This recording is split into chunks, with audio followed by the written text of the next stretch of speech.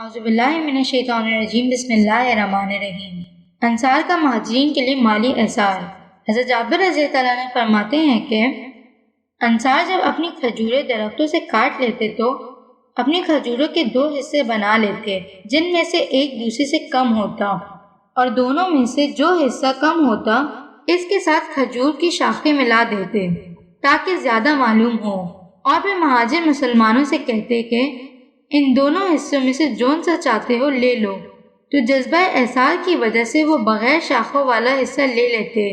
جو دیکھنے میں کم نظر آتا لیکن حقیقت میں وہ زیادہ ہوتا تھا۔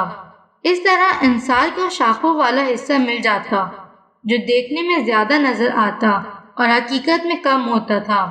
فتح خیبر تک ان حضرات کا آپس میں یہی احسار والا معمول رہا۔ جب خیبر فتح ہو گیا تو حضور صلی اللہ علیہ وآلہ وسلم نے انصار سے فرمایا، تمہارے اوپر جو ہماری نصرت کا حق تھا وہ تم نے پورا ادا کر دیا، اب اگر تم چاہو تو تم یوں کر لو کہ اپنا خیبر کا حصہ تم خوشی خوشی مہاجرین کو دے دو، اور مدینہ کے باغات کے سارے پھل تم خود رکھ لیا کرو، اور مہاجرین کو اب ان میں سے کچھ نہ دیا کرو، یوں مدینے کا سارا پھل تمہارا ہو جائے گا اور خیبر کا سارا پھل مہاجرین کا ہو جائے گا۔ انصار نے کہا،